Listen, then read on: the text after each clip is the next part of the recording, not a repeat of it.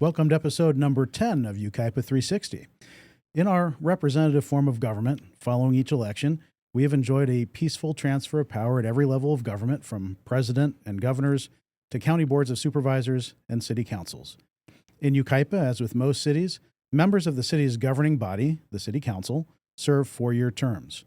These terms are staggered such that every 2 years, some members of the city council must face election. The 2024 election cycle was unusually significant here in Yucaipa. In addition to 3 of the 5 city council seats being up for election, a 4th seat was subject to a recall, and there was a city sales tax measure on the ballot.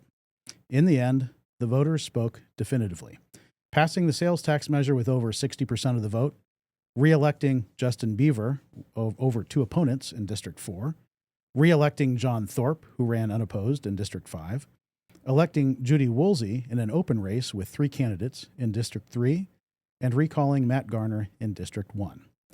Following the election on December 9th, the City Council interviewed candidates to fill the seat left vacant as a result of the recall. Bob Miller was sworn in that night as the new City Councilman in District 1. In this episode, we would like to introduce the community to their new representatives on the City Council. And we will start with 1st District City Councilman Bob Miller. Bob, thank you for joining us today. Thank you for having me. Congratulations. Thank you. Yeah, are you excited?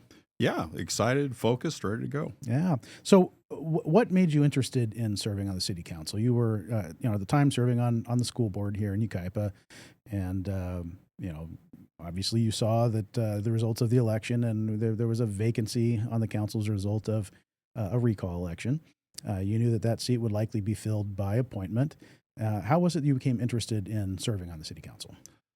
Well, Chris, I think from a lifetime of service and not only community but government service, I had some really influential friends call me, and they told me, Bob, I think you would do good. Knowing your character and how you've been in your career, that you believe in good ethics and legal, moral, and ethical. You say it all the time that you could maybe help and be a good part of change that may be needed.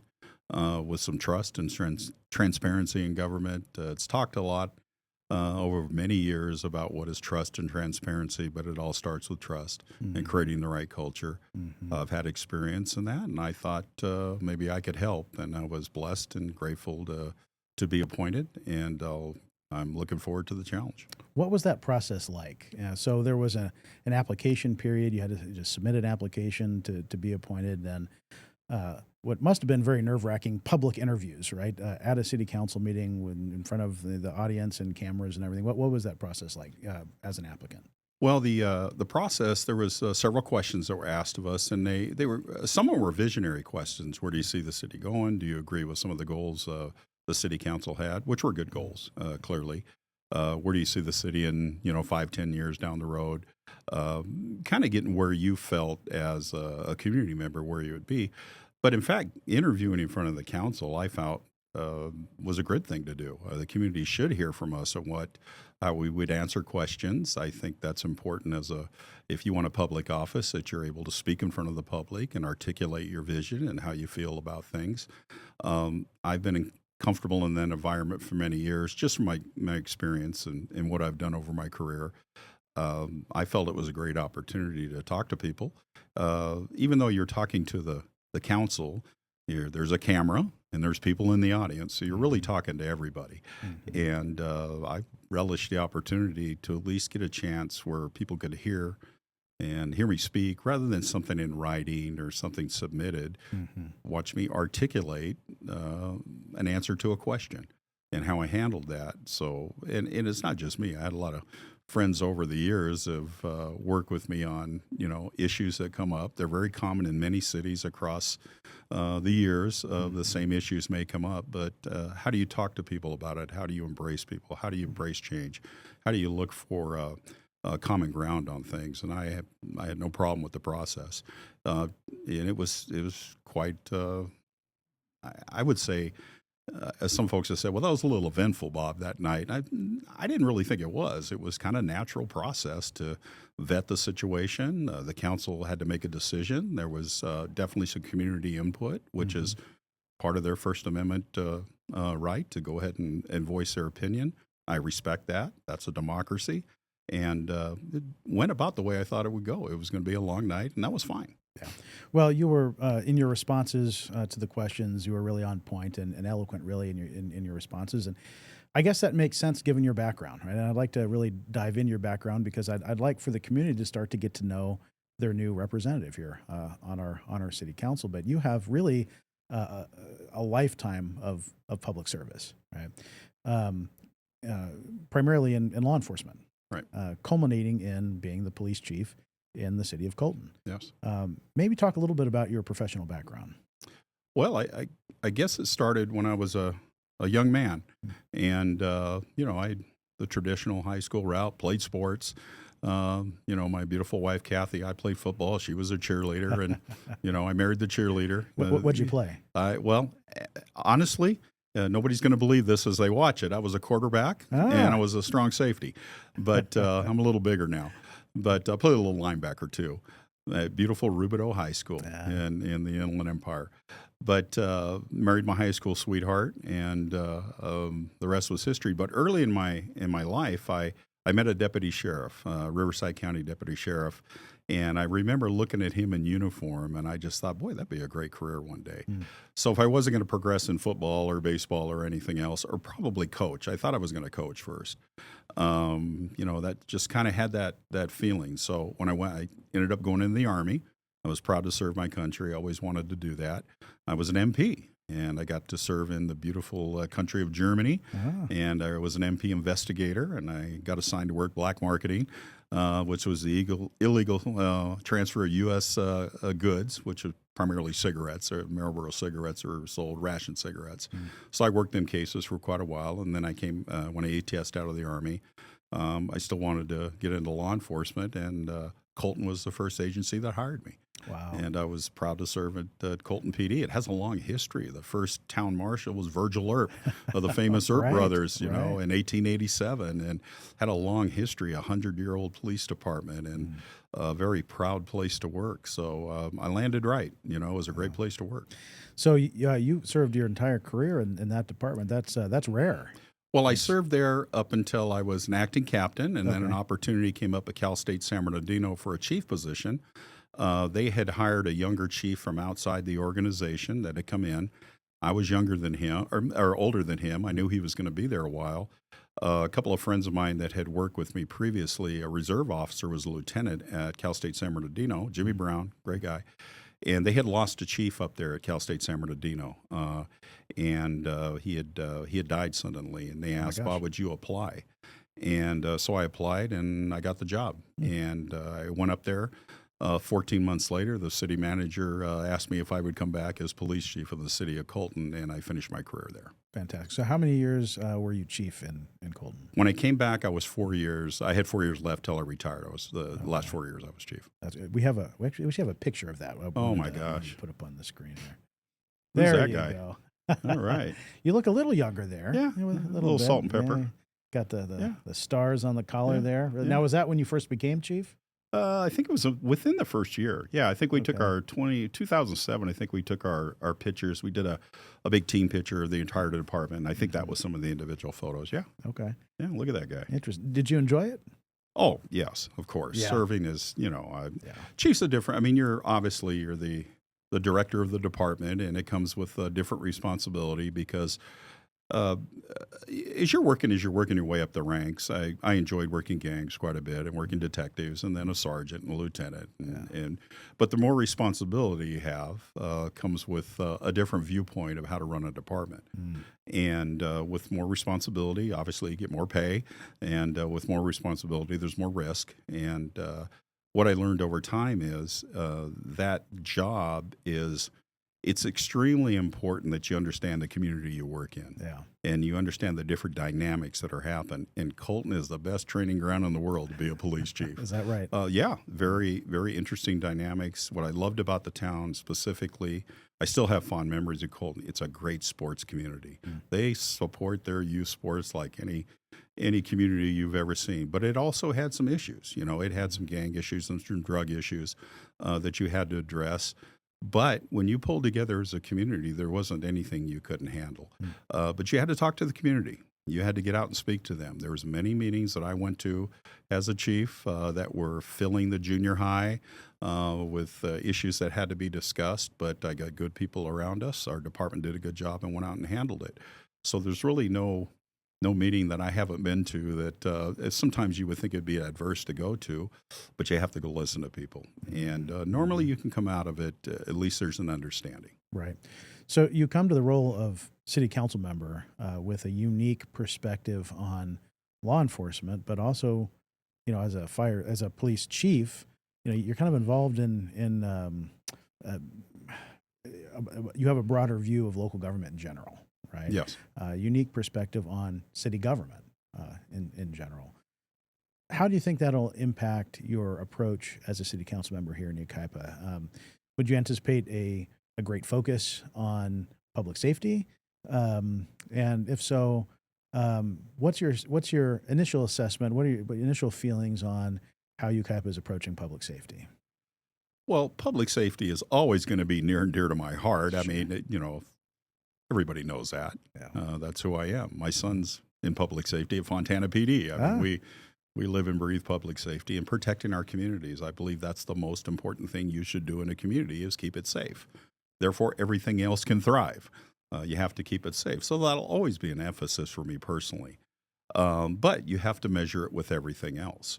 And, when you look at your budget, as many people are looking at it right now, public safety is the biggest piece of the budget. Yes. And most every city you look at, that's the biggest piece of the pie. But that's the expense you have to pay to keep your town safe. And that's the number one responsibility of government, even at the federal level, state level, and the local level. But you make more impact at the local level with your partnerships and how you work with people. But our sheriff's department does a wonderful job. The model that's set up here is a great model for a town of 55,000 people. I think we got an outstanding captain, our chief. Agreed. And our lieutenant that run a great department. I'm just a little bit that I've met some of the officers, especially our school resource officers that have worked when I was on the school board there. Wonderful, wonderful people.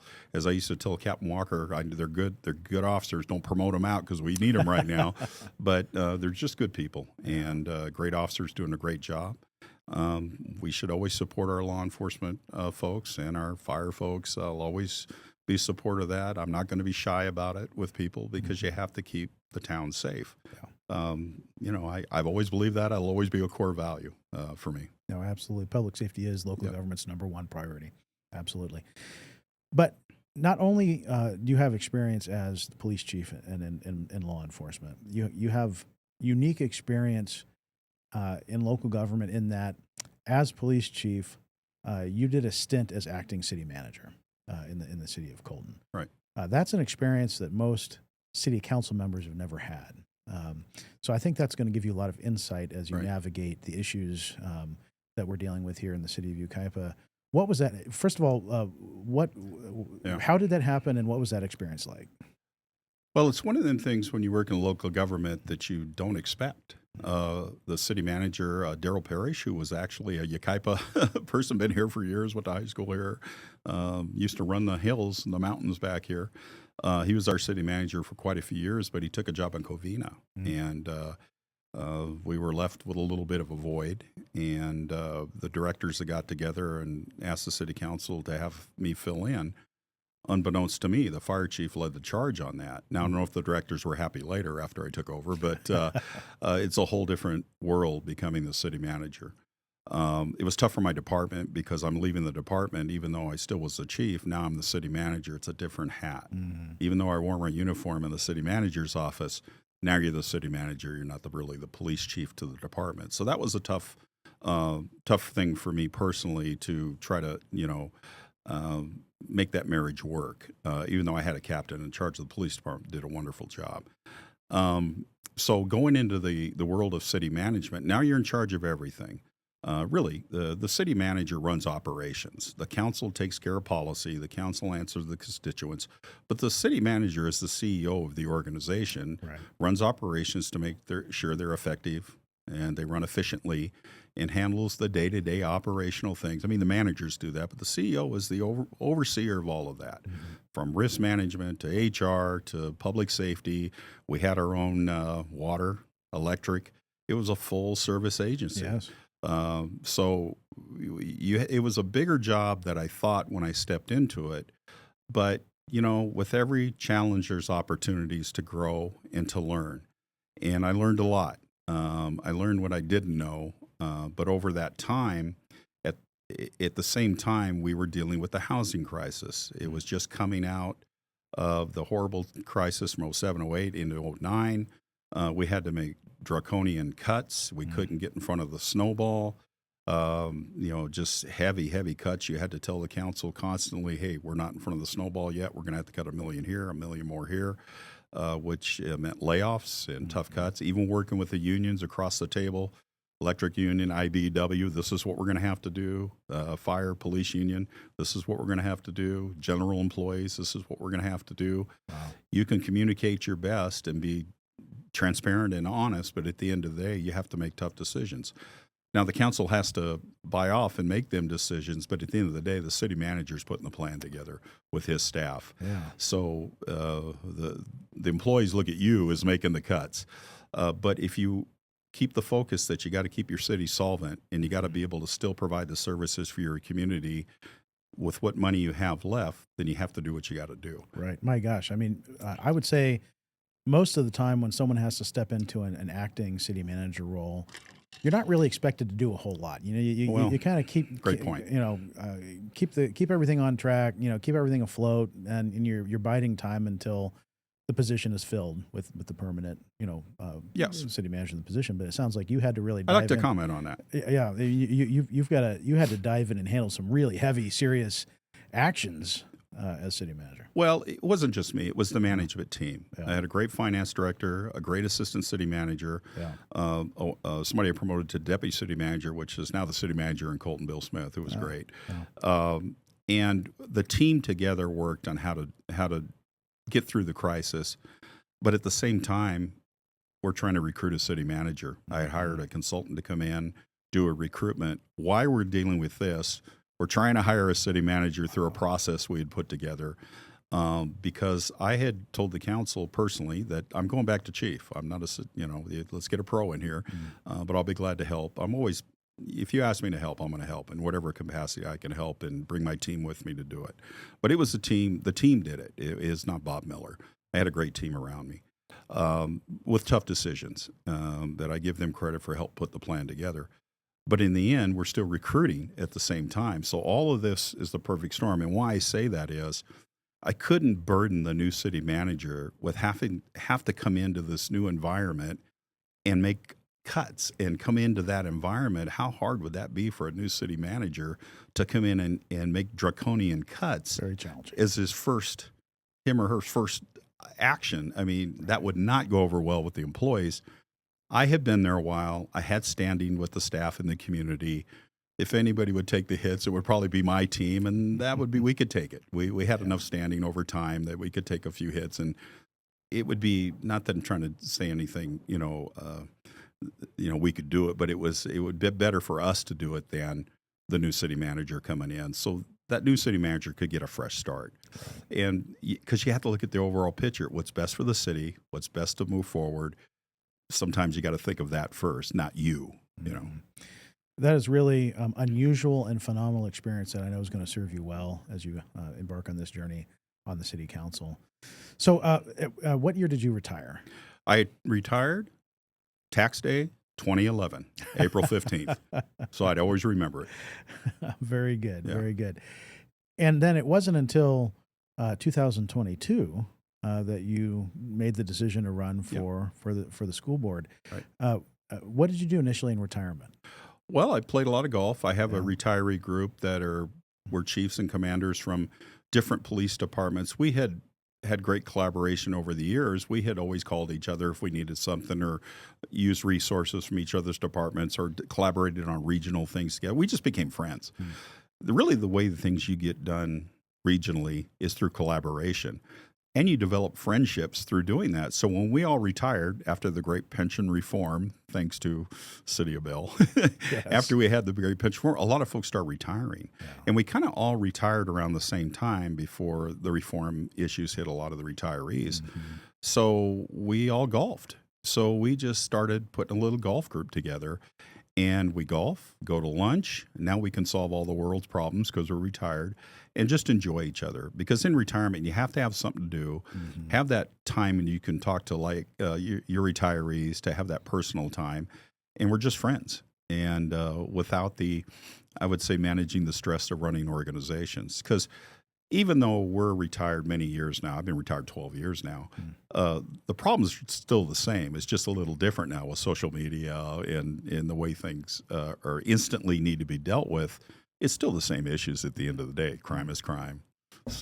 Issues are issues. Yes. But we get to talk and help other departments. I have many of my friends are helping other departments in leadership, trying to train new leaders moving up to hey, this is what we experienced. You may want to attack it this way. This is the way you want to lead.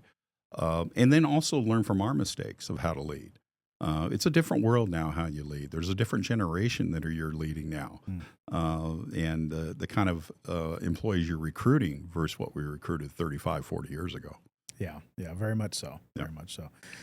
So you're retired, you're golfing, you're having a good Mhm. time and enjoying life. Right. And then lapse of judgment, you decide to get involved in elected office, running for office, right?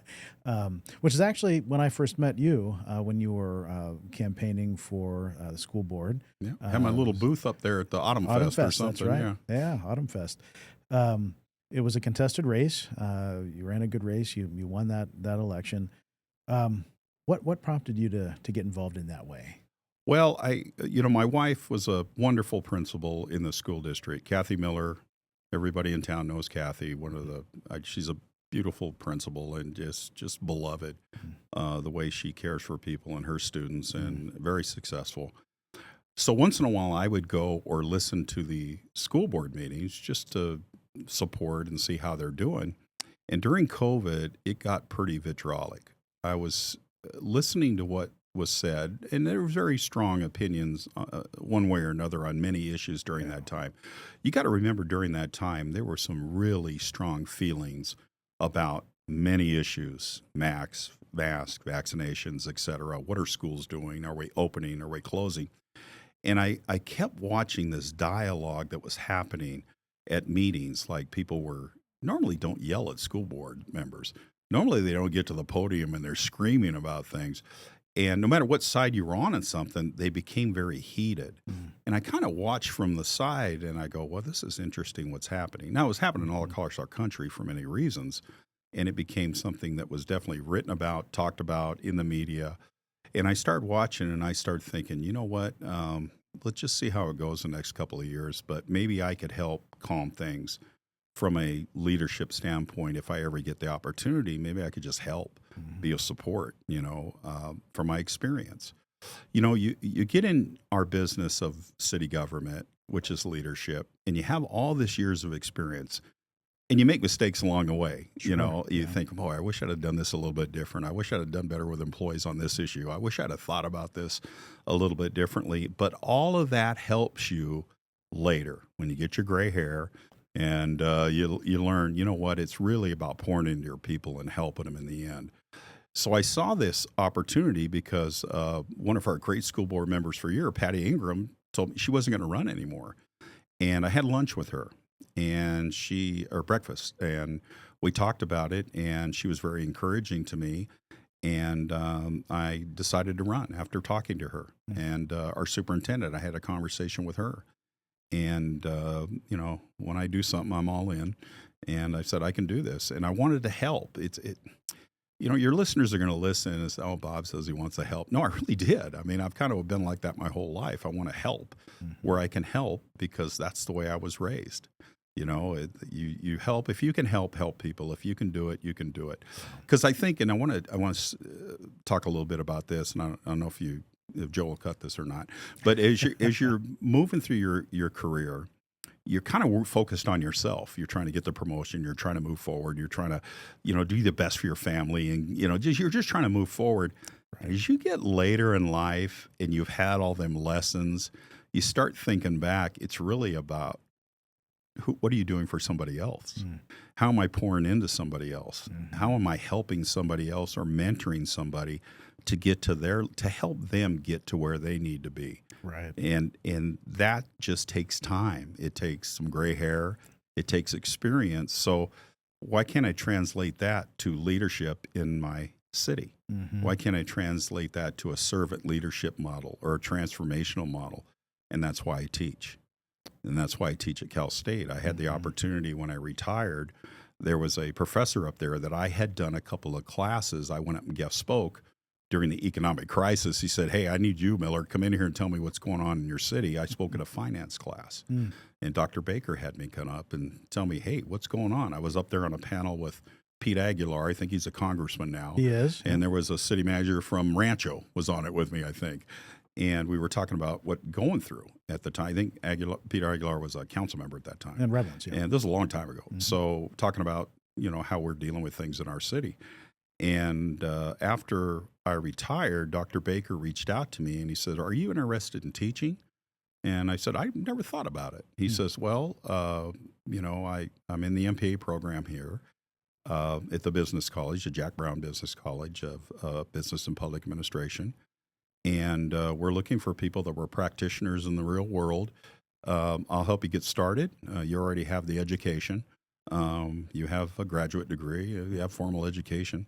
Are you interested? I'll help you get started. We're looking for practitioners that actually were in the business, and we'll get you started. I'll introduce you to the chair. We'll see how you do a couple classes, and it'll go from there." And 12 years later, I'm still teaching up at Cal State. And it really is, for me, moving it forward and giving back, because now I have leaders that are usually mid-level, trying to get their master's to maybe a director or something. And all this experience I get to share with them now. That's great. And it's just that time to grow somebody else.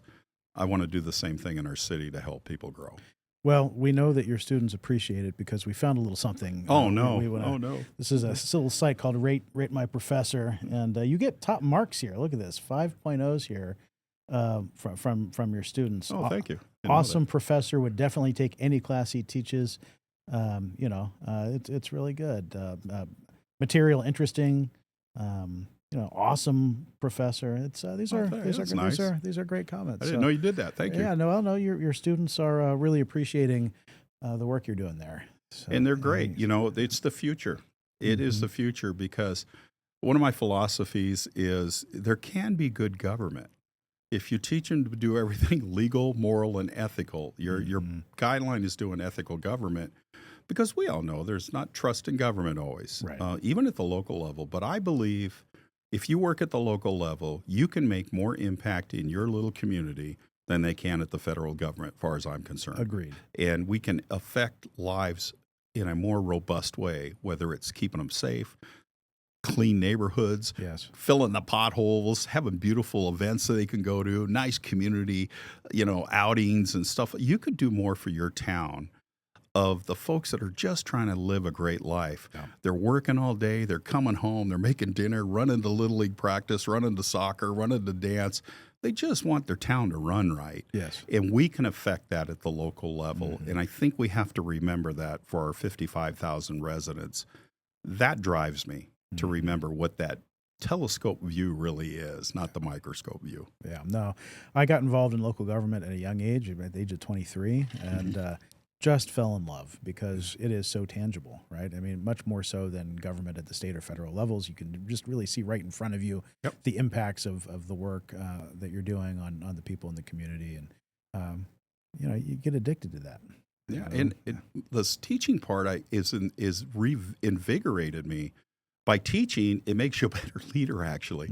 I wish I'd been teaching 30 years ago, because it just makes you look at the world a little differently from teaching. You can always learn from teaching, but some of the studying, some of the not just the textbooks, but some of the journal articles we study, and some of the great leaders that are in management that we study, it just gives you a different perspective of how to lead. But it all comes back to people. It's the same thing in our city. It all comes back to our citizens and our neighbors and our people that are living next door to us. What do they want? What can we do to serve them? That's what it's about. And, it's as simple as I get this conversation a lot, Chris, and we've talked about it. You'll have and I had this at the school board. We have our folks that will come to a meeting. They have 3 minutes to get up there and tell you what they think. And it's usually you'll have a group that comes back consistently. I saw it while I was in the city of Colton. I saw it on the school board. And every community. Every community, it's a normal thing. That is their First Amendment right to come up and do that. You cannot quelch that speech. That's don't ever do that. And people have the right to do that. They're our neighbors. They're our friends. Go ahead. May not always agree, but people have the right to do that. That's part of the democratic process. But most effective change is done in a couple of ways that I've noticed. There can be something in the community that gets people going. It's a grassroots over whatever it is. It could be some issue, a development, a housing issue, some crime issue that happened in town, whatever that it is. I've seen it over time with different communities. One of my friends that ended up being a mayor in Fontana, it was over a housing issue. He ended up being mayor because he got going on it. There could be many issues that get somebody going, and then they end up in an elected office and they want to affect real change. Then they get an elected office and they see it's not as quick as they thought, but they still have the fortitude to move forward. Right. But you have to be aware of them things. When you start seeing things that are where the community is really having some feelings over things, just engage it best you can, unless it becomes a point where people are asking for illegal, moral, or unethical things, and you don't have time for that. We're going to do the right thing no matter what. So my mantra has always been, hey, great, we'll work with you, we'll help you no matter what, but don't ask us to do something that's not ethical, because we can never go down that road. Right. And that's the bright line. Yeah. I won't say that happens in cities, but there's dysfunctional cities, and you know who they are sometimes. We read about those in the papers. Yeah, and I won't ever talk about another city, but there's examples and cases that we study in my classes. I don't name the city, but I'll throw up the scenario, and they're like, "You got to be kidding me, Mr. Miller." Yep. Here's what would you do? Yeah. How would you handle this situation? Case studies that I'll give them. Okay, here's the situation. How would you handle that as city manager? And most of the students can figure it out. Just handle an ethical line. That's all you got to do. Yeah. Yeah. Well, you have definitely a long history of service to the community, and you're not afraid to get your hands dirty. We found one last picture we wanted to share. What'd I do? You're in the dirt there working. Oh, me and John. This looks to me like maybe Make a Difference Day. Yeah, it was. Planting trees. And that is our current mayor, John Thorpe, with you right there, planting trees. So nice to see our elected leaders out there. That was a fun day. Doing the good work. Yeah, right? it was a good day. Yeah, Make a Difference Day. Where do you find these photos? Well, that's awesome. Can't reveal our sources. Yeah, that's good. That was a good. We planted a bunch of trees that day. It was kind of fun. Yeah, we should do stuff like that more. I mean, that's good. We do every year. Yeah. Every year. Yeah. I'll be out there again if you need me. That's good. Doing my best. So let's get a little bit more personal here. You mentioned your wife Kathy, who is a well-known principal here in Yucaipa, now retired. How many kids do you have? I have 3. Okay. 3 beautiful adults now. Okay, and their ages? I mean, well, Bobby's 40. He's a officer in Fontana PD. Very and good. Well-respected, good officer. Yeah. Works hard. Yeah. A corporal. Very good. Yeah, he's doing a good job. Very good. And then I have Ryan Miller, who most people in this town know. I've met him, I think. I'm known as Ryan's dad. Ryan is just a hard worker. He's always been a hard worker. Again, he's my middle child, so that should spell that out for you. Yeah. And Ryan has always been a hard worker, and I'm very proud of him, as all my kids. And my daughter, Kelsey, she's worked at Stater Brothers for the last 15 years. Her and her husband, they both work at Stater's. They can't work at the same place, but because he's a management and she works produce. Oh, very good. She loves produce because it works well for her schedule, watching her baby girl that is 7. So we've got 3 grandkids. My oldest son, or grandson, Wyatt, of my son Bobby, and my daughter-in-law Erin. She is a school teacher in the Beaumont School District at Summer One Trails, the K through 8. Yes. So their son is Wyatt, my grandson. He plays baseball at Yucaipa High. And then our granddaughter Morgan, she goes to Summer One Trails, and she is with her mom. She'll be going to Yucaipa High, and then my granddaughter Katie goes to Valley Elementary, and our family is tied into Yucaipa. My daughter and her husband live in Yucaipa and love the town, and it's who we are. And we live on the North Bench, Kathy and I. And Kathy, I want to plug her a little bit. We've been together since high school, and it's funny, when I ran for school board, I had a group in town that said, well, how can you run for school board? Your wife's a principal. And I would say, yes, she's an excellent principal, by the way. And in 2 years, we never had an issue. And if there was, I would recuse myself. Sure. Clearly, that's what the rules are. Yeah. But Kathy was pretty sharp, because when I had to get the approval from my wife to run, clearly she runs the show. And but she always told me this, Bob, you stay in your lane. No matter what, you stay in your lane. Even if she was having a school thing, she's talking, she shut the door and say, Bob, thank you. And you stay in your lane. And we were pretty good at doing that. And it's the same thing when I, was appointed to council. There was a few folks, and God bless them, but they were like, hey, your son works for the city. How can you do it? Same premise. Yes, he's a great employee. He is. But he has his role, and I have mine, and I stay in my lane. I don't know how to tell people other than that's what we do. Us Millers, that's the way we operate. Well, we stay in our lane. We understand. It's good that you have that ethic, but I mean, there are laws in place here. Sure. And obviously that, all this gets run by legal counsel. Sure, and, of course. There are ways to avoid conflict of interest. And if something were to come up, in this case, affecting your son's contract, you recuse yourself. Yes, of course. And there's no conflict, right? Yeah, So 100%. Yeah. And that's the way you do it. Yes. And the only reason I mention it, because I've heard it from people, and I explain the same way every time. Yeah. The rules are pretty simple. If there's some kind of a conflict at all, if there's a hint of it, you just recuse yourself. Yeah. You are very, it strikes me, family focused, which 100%. Which I love. So, when you're not teaching and you're not serving on the school board and now the city council, what do you like to do? I know you spend a lot of time with family. You go on trips, RV trips, right? Yeah. Okay. Wife and I, we love our traveling. We have an RV, and we have some retired friends, especially some good friends in Oregon. He's a retired undersheriff for Josephine County. His wife's a retired ER nurse, so we camp with them quite a bit. We met him many years ago. I was fortunate enough to go to the FBI National Academy when I was lieutenant. FBI paid for that in Quantico, Virginia, through a 12-week course, and it's really for commanders or across the nation. They pay for. I had an international roommate from Scotland. We got to visit him later in life, and it's mostly for people that are going to probably either run a department or be the number 2 or 3 person. Graduated from the National Academy, and there was 4 friends that we really stayed close, and one of them was my friend from Oregon, and he's retired now. We stay friends. We RV with him all the time. We meet him in Oregon. We'll meet him in Arizona. We enjoy being with them. But we have more than just police friends. We have teacher friends and all kinds of friends, and we enjoy camping. And it's not really tough camping; it's an RV, and we enjoy that. We play pickleball with them and play golf, and just enjoy each other. You have to have friends you can just have time with and talk about everything. Well, we heard that you like golf, and we found evidence of that actually. One swing. One last one there. There they go. Golf course. And actually, there's your son, Ryan. That's the boys. Right there. That's my grandson and my oldest Bobby. Yeah. Wow, that's great. That's at Tuck Wet. Yeah, we love playing golf. So golf's a family affair with you guys. Yep. We're all Dodger fans, except Bobby. He's an Angel fan. Wow. You were doing so well up until then. Yeah, we won the World Series. But and we do get together quite a bit. We usually have an annual, holiday trip. We all go out and play after the holidays, and my grandson loves to play. He can knock it pretty good now, and we're just a normal family. We love sports. I had somebody ask me, he says, well, you guys going to always talk about work and stuff? I said, no, we talk about sports. I mean, we're very competitive. Yeah. If whatever we're doing, we're pretty competitive with each other in good jest. Yeah. Because we love each other, and we're raised sports family. My boys played ball all the way through high school. My oldest boy, Bobby, set the high school home run record. He was a good ball player. Ryan played right behind him. Unfortunately, he had to come after his big brother. Ryan was a good third baseman. He played well, had a good run.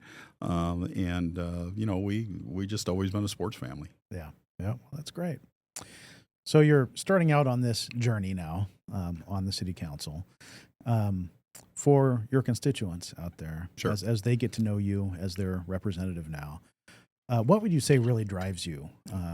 What's important to you as you think about your role in the city council?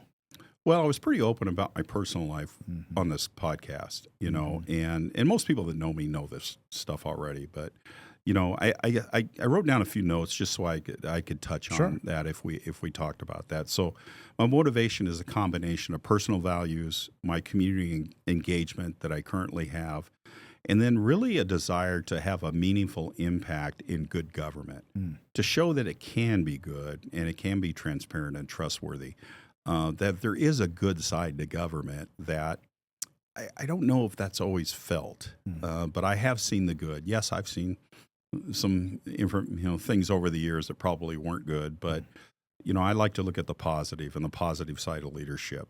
That's really what drives me is not only my personal values, my community commitment, but that desire to have meaningful impact in this position as a city councilman. That's great. Are there specific things you have in mind that you're setting out to accomplish? Well, I would say from a leadership standpoint, there's about 4 or 5 things that that I took some notes on. I wanted to chat about a little bit today. Please, yeah. So my approach would be not only from what I teach and what I try to amplify as a leader is a servant leadership approach is trying to put the needs of other people first, not myself. I won't say I was always good at that as a younger supervisor. You learn over the years that's really not the way. The way to supervise is to put other people first. And really my desire is really to serve the constituents that are in my district and the city, to hear their voices and to hear their concerns, and then to follow up and make sure they're addressed. It's good to hear things, but did you follow up? Did you get back to people? Because they want to know that you heard them. And they have the right to. That's our democracy. So that servant leadership approach is important to me. I also believe in transformational leadership, and that stems from a desire to develop change and more innovative solutions to the way we do things as a city. That can come from fostering a shared vision for the city's future with input from every segment of our population and our staff of just a different way of doing things. So look at things, step back and look at things a little differently, not the same old way government's done things in the past. And I think we're primed to do that right now. We've had a lot of change. Now's the time to start moving on transformational change. I agree. Starts with culture. And I know we've talked about that. Yes. Also, there's a little bit in public service, a little stress management piece to this, right? These jobs can be stressful for our staff and city managers too, and even council to a little respect, trying to respond to people and they're not sure, what somebody's coming at them with and how to respond. So I think it's important if I can bring to our team, our leadership team here, that we're a well-functioning council, that we support not just the public initiatives, but we also support the well-being of our people in the house here. We support the well-being, whatever that is, to make sure our folks are okay to do the job they need to do for our community. That's important. We forget that piece in government sometimes. Are our people okay to do what they need to do? And I think that's important. Don't forget that piece. And then, of course, there's the desire for the community impact, this desire to serve, this burning desire that people have in public service that doesn't go away. A lot of people are retired and they're done. They're going to go vacation and that's it. I'm done with this. But, my friends that are around me in my close circle, we all have a circle, right? A circle of influencers that are close to it. And my circle serve. They want to serve. They have a desire to serve. We feed off each other of what's good, what's bad, what would I do differently. And I trust my circle. It could be 10 people, it could be 100 people, whatever it is. But your circle kind of keeps you grounded. And we talk about this desire to serve, and I focus it around how can we improve city services, because we can always improve. We're never satisfied. Every year we can do better. I want to advocate for vulnerable populations that we probably don't address at times, especially if we have an emergency. I teach emergency management. Do we have the vulnerable populations covered if something happens? Especially our senior community and our veterans. Do we have that covered if something happens? And I also want to make sure that we implement policies that have a long-lasting legacy, not just short-term for the next couple of years. Strategically, what are we doing long-term so that legacy is, it lasts, that we've set the right tone so whoever's elected next, because councils change, that legacy is set, that we can follow that vision, whatever it is. And then, the other part of it is I find motivation as I wrote this down and helping our council and our community. Let's get a little out of our comfort zones and let's get comfortable with growth and progress at some point. Let's get a little comfortable with that because them two worlds are meeting. Mm-hmm. We know it. If you looked at the wave many years ago that comes out, went to Rancho, Ontario, Yep. Rialto, Colton. You can see it come back and forth. That piece is coming at some point. We have a beautiful, pristine town. There is a rural component to our town that is just gorgeous. Go, hike up to Sanjay Peak or something and look at our town. Mm-hmm. Take one of these beautiful trails around here and just go, man, I'm thankful and grateful to live here. Yes. Okay, but you will have a segment, either it's from Orange County or the West End or something, that will move here, and they may say, "Boy, it'd be nice to have a movie theater here. It'd be nice to have a nice restaurant here that I don't have to drive to whatever town they want to go to." We have some great places that are opening, but I'd like to see some more in the uptown. I'd like to see something by the freeway. You will have that happening eventually.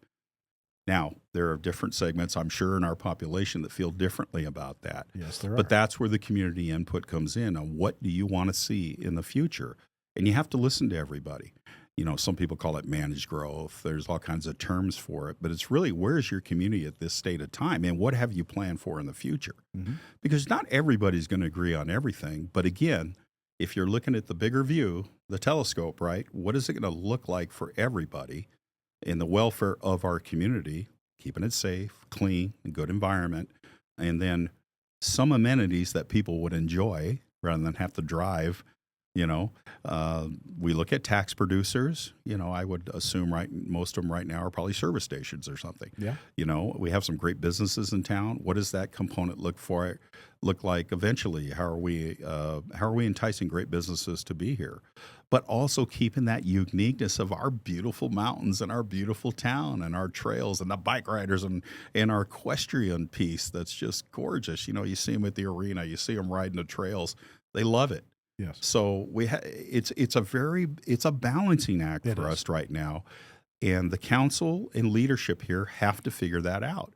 But it's a great opportunity for us to figure that out. Mm-hmm. And it'll be driven by what the citizens, our neighbors, ask us to do. Yeah. And I think we'll figure that out if we work hard on it by having good government and being honest and getting trust back. Again, not everybody's always going to agree with everything we say. But you can't worry about that. It's like everything else in leadership.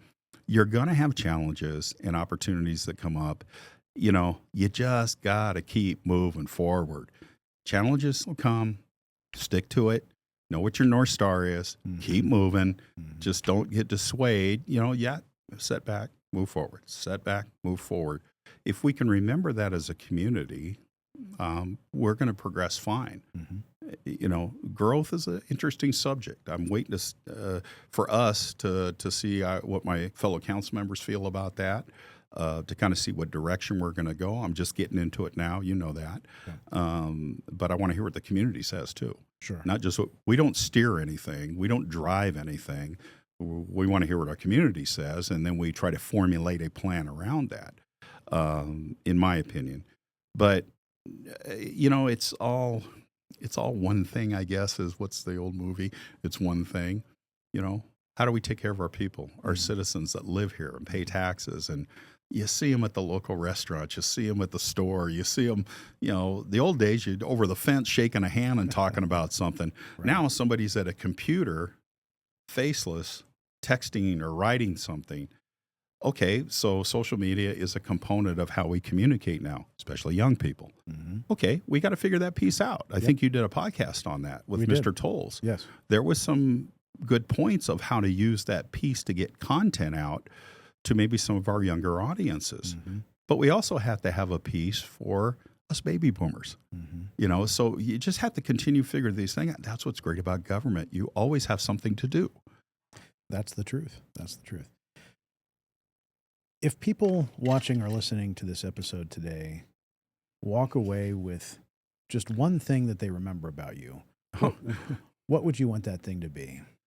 Well, I won't talk about the football playoffs or anything. My teams didn't make it, but I guess Mine didn't either. I thought about this before, as I figured you're going to ask me something about, hey, Bob, what's important? What would you say to the community as I go to my meetings? I'm going to host a community meeting coming up on the 15th at Chapman Elementary for the district. Hey, here, I'm Bob. I'll probably say many of the things I've said right now and then listen to what they think is important. We could just play this episode. We could, but I want to. There's also something about talking and touching, shaking hands and, actually looking somebody in the eye. It's like when we went to teaching and we teach Zoom now, you're missing the classroom interaction, but, we do it. But there is something, I know you're being facetious, but, to having human interaction is important. But I guess I would say that, I'm committed to serving the community by fostering the things that's been talked about over the last few years. Fostering transparency, and that just means telling the truth, being honest about everything we do. We have laws and rules about transparency already. We just follow them. Gaining trust, I think, is important. So serving the community by fostering transparency, trust, and solutions that genuinely improve the lives of our residents and our citizens. Something that we can tangibly say, some data point that we're actually improving things for people. They're paying the taxes. They want the improvements. But again, I always try to remember they're just living their lives. Think back when you were, your early 20s or 30s and you're running around doing whatever you're doing, or maybe you're a young family and you're trying to get the kids to school and you got a million things going and you're trying to pick up the kids from the babysitter or from school. Yeah. You're really not looking what city government's doing that day. You're probably just handling your life. We just need to handle things for them, just handle things so they don't have to worry about the things that they know things are handled for them. On occasion, we will have some, as I call them, a high-risk, low-frequency event. Gordon Graham talks about this in risk management. I didn't invent it. He did. I learned it at a risk management seminar many years ago. Any police officers watching this will know what I'm talking about. There's always that chance that you're going to have some event that you didn't plan for. You may have planned for it, but it's some event that you can't control. It could be an emergency situation. Something will happen. That doesn't happen a lot, but it's a major thing when it happens in your community. All you can do is try to mitigate and prepare for that risk, whatever it is. We've had it, fires, major things that have happened, and try to make sure you prepare and handle that best you can. I'm hoping we're prepared, and I believe we are, for any emergency. We handled the last fire and flood situation very well from what I saw. Make sure that, I'd like to see us get to I know we use the County Emergency Operations Center, but at some point we need to have our own hard space for that, our own EOC. That costs money. There are some grants available, but I'd like us to personally, I think our city is at the size where we could have our own EOC, even though we do a pretty good job of what we're doing. That's down the road. But because we will have things. Look where we live, and there's always that event that can happen. You never know. But as long as we handle them things, we have competent people in place, which we do. We have a good staff, and we've taken care of them, so their well-being is all right. We can handle most everything for the common person that's just working and doing their, they're hoping you handle things for them. That's what I would say. That was a lot of words just to say that we want to help people get to where they want to be and have a good life. That's it. Quality of life. Go out in the street and throw the ball around, and have a good time, whatever it is. Well, you mentioned the meeting that's coming up. Right. This is really unique. I've talked to a number of the staff who have been here for many years, and no one in the building that I've talked to can remember a time when a council member's had a meeting like the one that you're going to host coming up. It's going to be on Wednesday, January 15th, 7:00 p.m. at Chapman Heights Elementary. Right. Why did you want to do this, and what is it that you're hoping to accomplish with this meeting? Well, my experience has been when I've wanted to meet with the community in my other life, working as a police chief or city management, mostly police chief, I would host meetings at schools because they're usually in the community around where there's there's quite a few families, right? And maybe they get home from work that night, they've had their dinner, they can just come to the meeting. You know, they're close, they can just walk to it, they can just come to it. It's a good thing to do. Yeah, we could have something at the city, but schools are a great place to have a meeting. They just comfortable, their kids go there, it's a good place to come. So schools are a great place to have the meeting. The reason I'm having it is I want to introduce myself to people that want to come and get to know me a little bit. Yes, we've done newspaper articles, and I'm doing a podcast, and people may know me from the school board and stuff, but until they actually see you and listen to you and size you up, yes, they're all going to Google you and look you up and see what your social media print looks like and all that stuff. No problem.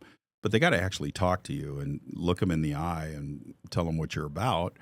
And I think that's important that we do that we go out and we talk to people, not so much about Bob Miller wants to tell you this. It's what do you want? What do you think's important in our town? What do you like? What would you like me to work on? I work for you. What would you like me to work on? And I want to know. We can always say we think we know, but we really don't. And there may be people that'll ask me a question live, but I'll also have some kind of a format if you just want to ask me a question in writing later, or you can email me. We'll have some kind of format that you can ask me later, and then get back to them folks with some kind of an answer, because that's our job. That way, the city council should handle stuff from their constituents. Now, if you got a pothole or a safety problem or something, obviously you call the city. But most of the things on policy, the council should handle. In general law government, we have elected officials, in my case appointed, that we handle the things from our constituents as far as it'll relate to policy. What are you guys doing on this? Why is the policy this way? Why is the wine specific plan this way? What are we doing down to the freeway quarter specific plan? What are you doing on this? That should be council venue to handle that, and then policy set by the council. The staff and the city manager implement that policy, but they handle operations, and that's where that demarcation needs to be. Right. I, as somebody that worked on staff for a long time, I understand that. So from my perspective, we'll set policy, city management runs the operation. We don't go to city staff and ask them to do things. That's not our job. Our job, if there's something that maybe comes up from a citizen that we need to have some action on, we call you and let you handle that. That's what you do. What many people don't know, and maybe they do know, the city council only hires two people, city manager and city attorney. That's right. And then you hire the rest of the staff. You're our CEO. And then you hire the best people you can. And we have a great staff. I mean, there's no doubt about it. Just my interactions with them so far, and then the reputation that the staff has. I'm just saying this to get, so they say, hey, Bob said we're good. No, they really are. Any interactions I've had, they're great people. They are. And they stay here. They love it. They live here. So that's rare. And not that there's great staffs everywhere, but we're rare. We had it at the school district too. They're Yucaipa folks a lot. That's a big employer in our town. They're great people. They love being here. So why wouldn't we capitalize on that and do everything we can for them too? Remember, our city staff are also residents. Yes. So that's one of the neat things. We I live here. We do have an unusually high percentage of staff that live. In fact, we ran the numbers, and it was over 60% of our full-time staff actually live in the city of Yucaipa, which is great because not only does it make for a great short commute, but you have more buy-in. It's more meaningful somehow when you're working in the community where you and your family live. Well, we're looking forward to that meeting on the 15th and looking forward to working with you. Thank you so much for... But I got to ask you a question. Don't Sure. I get to ask him one? Let me ask the staff over here. Do I get to ask him a question? Wait a minute. That wasn't in the contract. No, I get to ask All right, one. fine. I'm really want to know why you're a Dallas Cowboys fan. What is the matter with you? Well, now, to all my Cowboy fans out there, you're a great organization, but you got to figure out what you're going to do the next year. I don't know. It is not easy being a Dallas Cowboys. So, and it's not my fault. America's team. I grew up mostly in the Dallas area, and they brainwash you, young there. So, yeah, America's team, most valuable sports franchise on the planet. But if they could only figure out how to win once in a while, it'd be nice. Well, your owner's unique. I was watching Landman episode 9 the other night, and Jerry Jones is on it. So he's spreading out to be an actor now. So I thought that was unique. So, maybe it's time for him to actually hire a general manager then if he's busy. We'll see. But good luck to them. Everybody watches them. There's no doubt about that. So thank you for having me on. No, thank you for coming on and introducing yourself in this way on Yucaipa 360 to the community. And I know I speak for everyone here at City Hall. We really look forward to working with you. Thank you. All right, thank you. We are thrilled now to have with us newly elected 3rd District City Councilwoman Judy Woolsey. Judy, thank you so much for joining us here today. Thank you for having me. Congratulations on your election. Thank you. Are you excited? I am excited. Great. Yeah. Are you? So you ran for an open seat. The individual who was on the city council in that seat decided not to run for re-election last year. Right. And there were ended up being 3 candidates running in that race. And actually, you filed pretty close to the end of the nomination period. It was at the very end. Yes. What possessed you to run for public office? Good question. I've often wondered that myself now. No, seriously, it's something I've thought about doing for many years.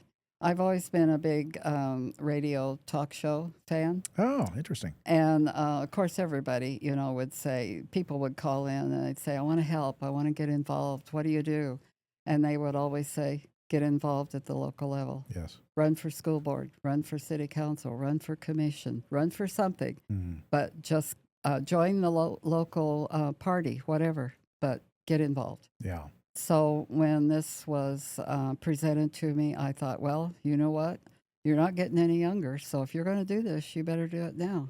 That's great. So I jumped at it. Fantastic. Yeah. So what was the experience like running for office? I assume it's the first time you've run for public office. Absolutely. Yeah. Well, how did you find that experience? Well, it was very challenging, of course, because I'm certainly not an experienced campaigner. I was fortunate to have people that were backing me that knew how to do this. They said, we're here to help. You do your part, we'll do ours. And once you file those papers and pay that filing fee, you're committed. Yeah. And so the next morning I got up and I said, okay, let's get this show on the road. Wow. And so we jumped in and went for it. A lot of people in my community were very, very helpful. A couple of people that I really would like to mention. First of all, my granddaughter. She lives in Santa Maria. She's a professional photographer, has her own little business. Great.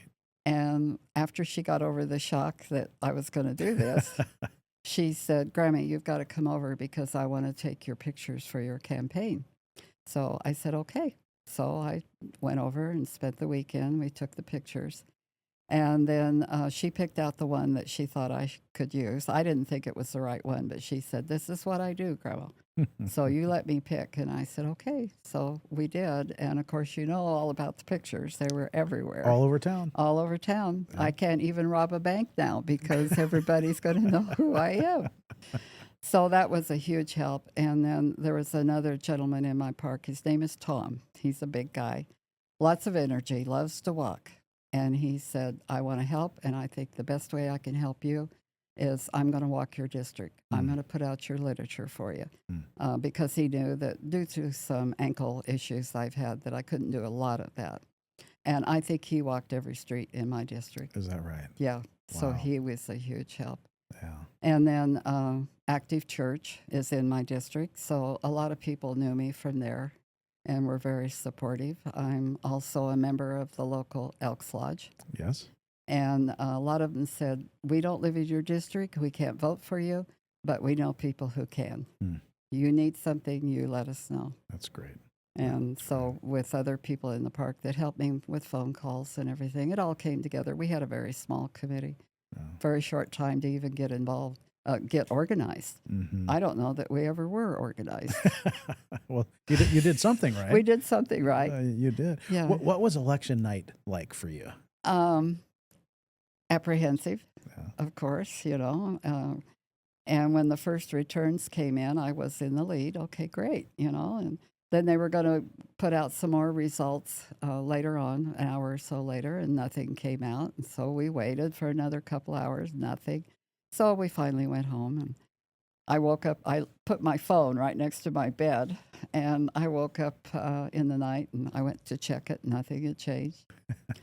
And same thing the next morning. And then finally they did put something out, and my lead had increased. Mm-hmm. So then I kind of started to relax and felt like that, maybe it was going to happen. Mm-hmm. Yep, and it did. And it did. And it did. And then on December 9th, Mm-hmm. you were sworn in.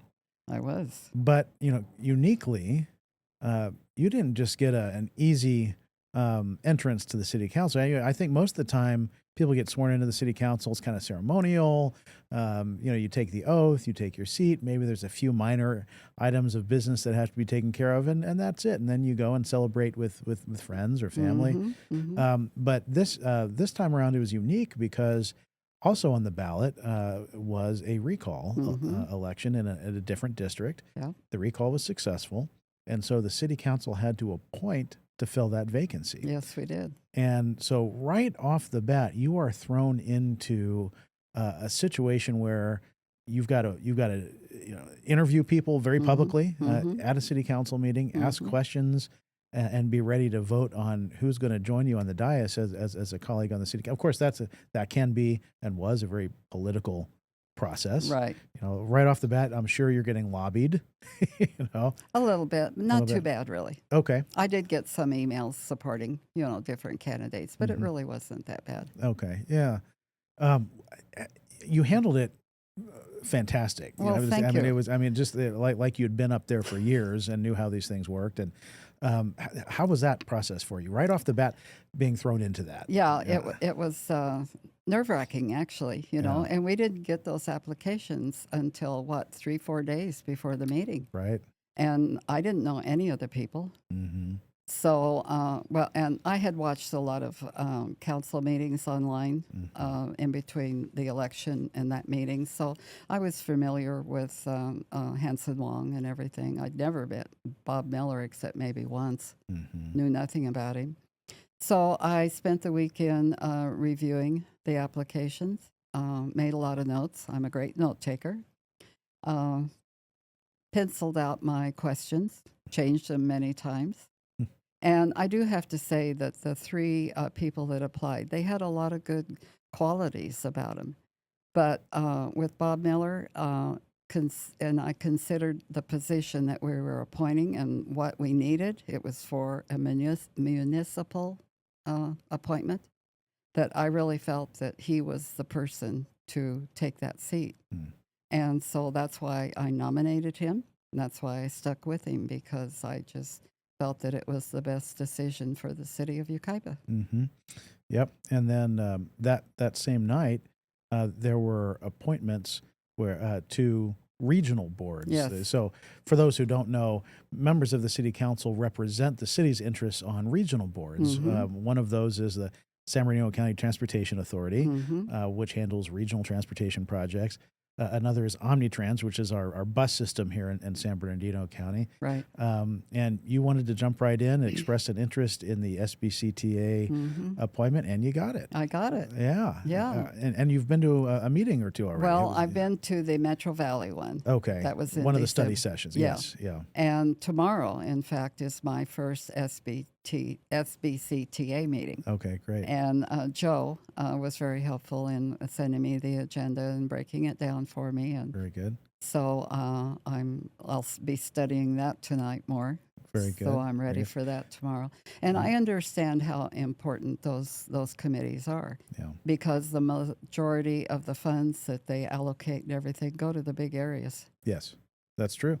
And it's very important that the city of Yucaipa has representation there Right. to fight for resources coming to Yucaipa. Exactly. And, politics is everywhere. You can't get away from it. I And so know. a lot of the times it comes down to, do we have good relationships with the other members on that board Yeah. and with the staff over there? So, Yeah, It's and I'm not afraid to ask questions. I can strike up a conversation with anybody. mhm. I got that from my dad, I think. I can stand in the grocery line and carry on a conversation. So, and I'm looking forward to tomorrow. I've already met Paul Cook a couple of times. Yes. And so, in fact, I seen him yesterday. I went to the swearing-in ceremony for Josie Gonzalez. Yes. Sweet girl. I used to work for her. Did you really? I did, and I worked when she was on the board of supervisors. Okay. Yes. Yeah. So we are really looking forward to working with her. We have a tax issue, and we're hoping that maybe she'll be able to help us at the park. Great. No, that's fantastic. Yeah. I'd really like your constituents and the residents of Yucaipa to get to know you a little bit. Okay. So let's dig into your background. Oh, boy. All right. So first of all, where did you grow up? I grew up in a very small farming community, Wheatland, Wyoming. Oh, It's between Casper and Cheyenne. okay. Grew up there, married a local boy. Mhm. He was born and raised there, and he grew up on a farm. So when we got married, we bought a farm, went farming, and we did that for a few years, and then we decided that maybe that wasn't for us. What type of farming? We did crop. We Okay. had hay, grain, corn, beans, dry beans, Mm. that type of thing. It's a great place to raise your family. It sounds almost like a romantic thing. Oh, you're yes. farm in Wyoming, and it sounds great. Yeah. Well, it was a great place to. And we had 3 children. Mhm. We have 3 children. We have 2 daughters and a son. Mhm. One daughter lives in Kansas. One lives in Idaho. Mm. Son lives in Oregon. Mm. And we have 5 grandchildren, 4 great grandchildren. Wow. So, that's been interesting. So, unfortunately, they all live too far away to really get to spend much time with them. Yeah. But it's someplace to go. I have a little RV Mm. that I travel. And my dog and I, we take off in it. And you get to go see them, but when you're ready to get away for the evening, you can just go out into your own little home, gives them peace too and their own private time. So. Well, now they get to go online and watch their mom on yes. city council. Yes, yes. I bet they're going to get a kick out of that. Oh, I'm sure they will. Yes. However, I did inform them when I seen the one daughter at Christmas time. I said, I want you to know I'm getting mail now addressed to the Honorable Judy Woolsey. So I said, did you catch that? The Honorable. Oh, Mom, they say, As it should be. As Yeah. it should be. Yes, They should have been referring to you that way all along. All the I think. time. Yeah. exactly. Well, now they have to. Yeah. So, how did you come to live in California and in Yucaipa? Okay, well, we both kind of got into construction work. I worked more in office work. There was a large power plant that was built there at home, and Gordon helped build it. And I went to work in the accounting department, worked my way up to payroll supervisor. Hmm. And then he would get laid off every winter, terrible winters. Mm. And I had kind of decided that I was ready to move on to something else. So I had basically kind of moved away from that job. So our son-in-law called. They were living in Ridgecrest. Mm. He was working for the geothermal power plant out there. Oh. And there was some construction going on. And he said, the premix company here needs a worker for the winter. He said, I can get you on if you want to come out. So we said, okay. So we bought a fifth wheel, came out. And at that point, we never really went back. We did maybe for a short time, but Gordon worked a lot of construction. He was a teamster. Mm. And then we heard that there was a dam being built down here, the Seven Oaks Dam. Yes. So we came down, and he went into the office and applied, for the, he was already a teamster, but signed up with that local. And the guy said, you want to work? He said, I can put you to work right now. And Gordon said, okay. Hmm. And we've been living in our fifth wheel. We actually lived in our fifth wheel for about 13 years total. Really? Wow. So we found a couple of mobile home parks that we lived in, and then we found the Yucaipa Land Yacht Harbor. Yes. And so that's where we landed. Okay. And we've been there 24 years. Gordon passed away about 8 years ago. Mm. So, I've never lived alone until then. I was young when we got married, Mm. but I got really involved in a lot of sewing activities. Did some teaching down at the Redlands Sewing Center. Okay. And during all that time, when he was working, I was doing a lot of things like that. And then he retired, and we got involved with an organization called Mobile Missionary Assistance Program. Okay. It was based in Calamasa, and it was a volunteer group. And we traveled to churches and camps and would work for 3 weeks there. And we were all over the western part here. We did go to the Midwest a time or two, but we really preferred it out here.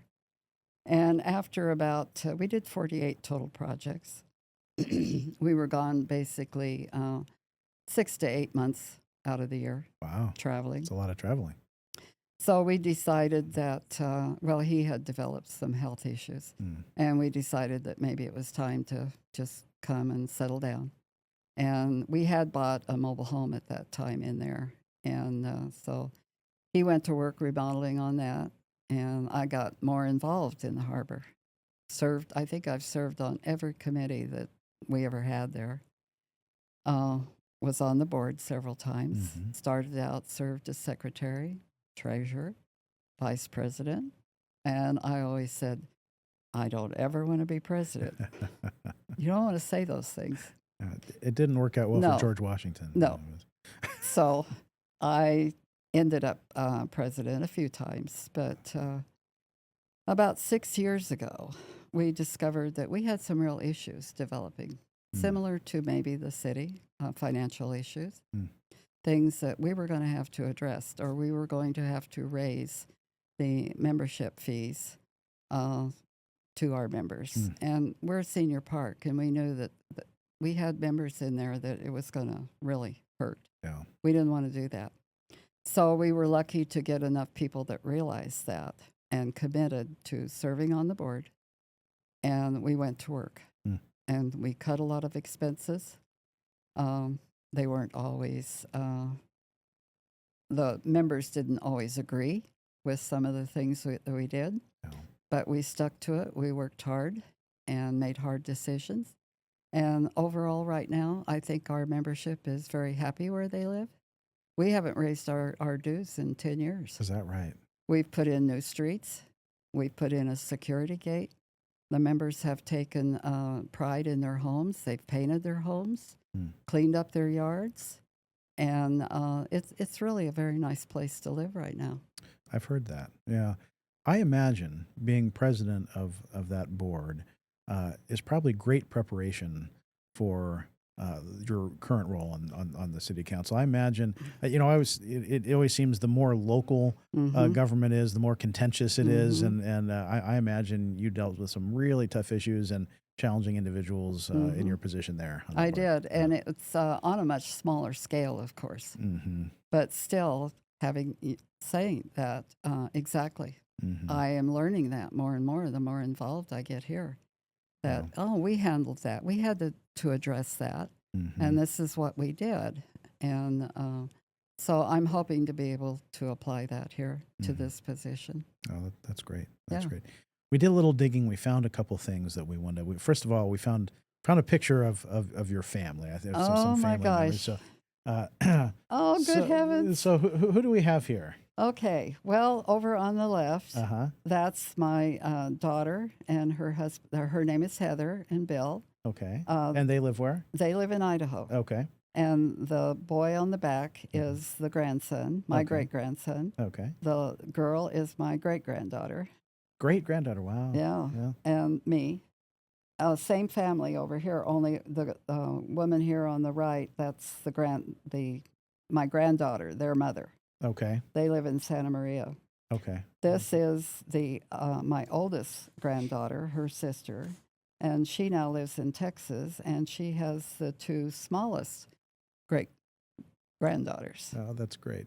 That's great. We're probably off of Facebook. We never reveal our sources. Okay. But we do have one more. We have some of your handiwork. Oh, no. We wanted to show here. So, look at you. So you're into, so this looks like quilting work here. Yes. After COVID, the classes at the sewing center just never developed back.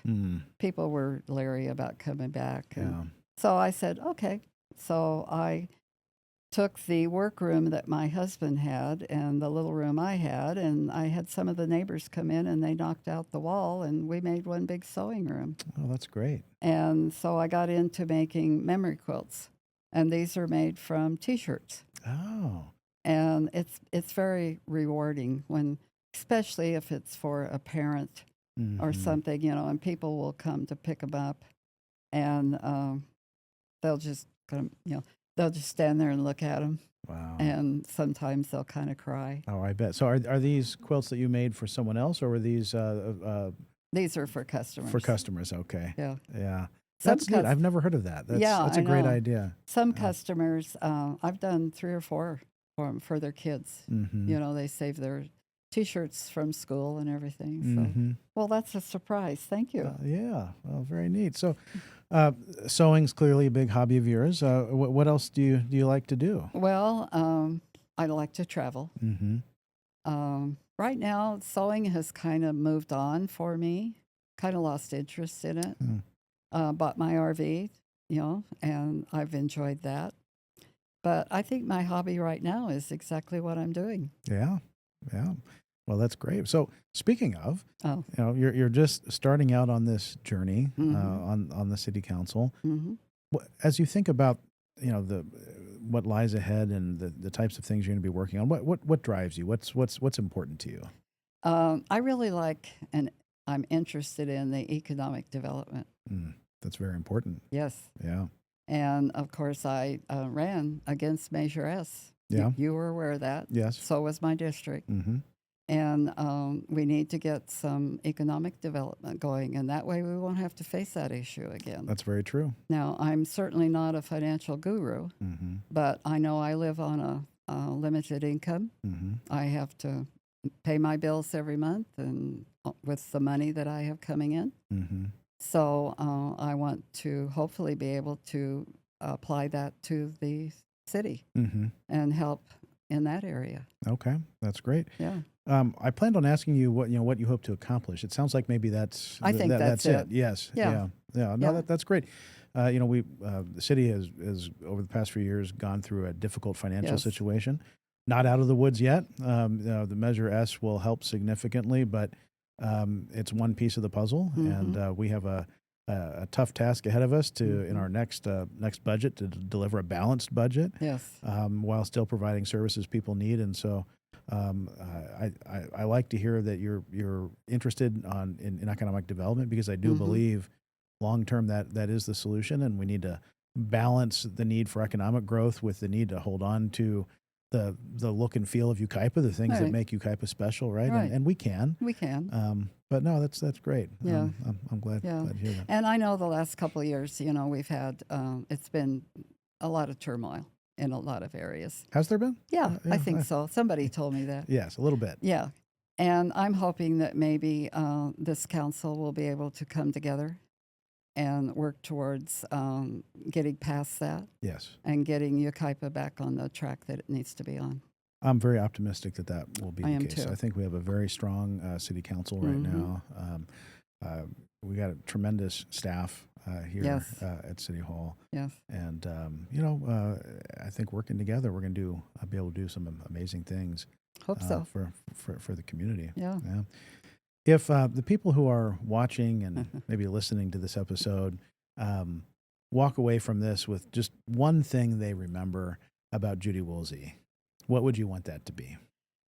I think probably that I'm a senior citizen that loves where she lives, and that I saw a need. I was asked to get involved, and that I took that step and did that. And I would encourage other people to do the same. Don't wait as long as I did, though. Maybe get involved a little earlier. But I'm excited about this job. I'm glad. Well, we're excited to have you here. I know I speak for the rest of the staff when I say we're really looking forward to working with you. Thank you. And thank you for coming on here today and introducing yourself to the community in this way. Well, thank you. Yeah, we're just really excited and looking forward to what lies ahead. Yeah, I would like to say one thing to District 3 voters. Yes. I know a lot of people didn't know me, Mm-hmm. and I appreciate the fact that they were willing to take a look at me, listen to me when I called and text them. And I appreciate the faith that they have put into me. I really acknowledge that. Mm-hmm. And I want to do a good job. I want to represent them well.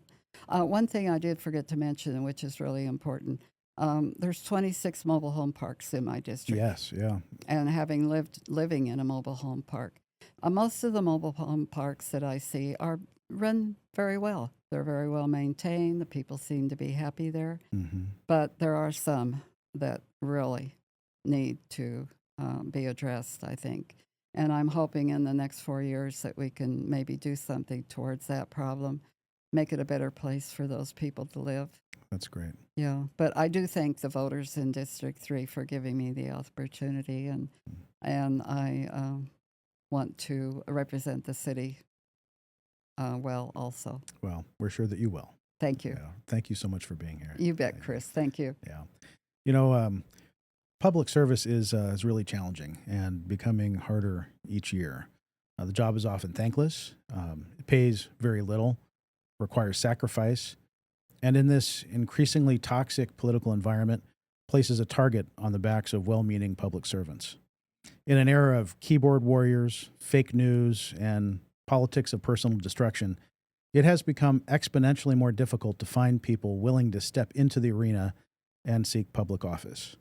And yet, for the survival of our republic and for the well-being of our local communities, we desperately need good people who are willing to step up and serve. So I'd really like to thank Council members Judy Woolsey and Bob Miller, all the members of the Yucaipa City Council, and elected officials everywhere for their willingness to put themselves at risk in the service of others and for the betterment of our way of life. Episode number 11 will drop in 2 weeks on Tuesday, January 28th. Until then, thank you for watching and listening to Yucaipa 360. New faces in the council chairs, speaking dreams with a steadfast glare. Futures call and hear the sound in the city of Yucaipa ground. Growth is hungry, clawing through old town memories, warm and true. Standing strong, they find a way to blend the past with upcoming days. Lead us through the unknown night, balancing progress with history's light. Rule, charm in every vein. City's heartbeat won't be in vain.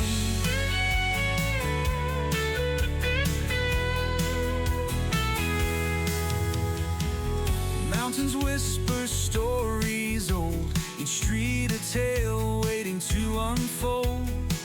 Cityscape and open fields, both united in their shield. New and old in harmony, every brick a legacy. Between the lines the future reads, in Yucaipa we plant the seed.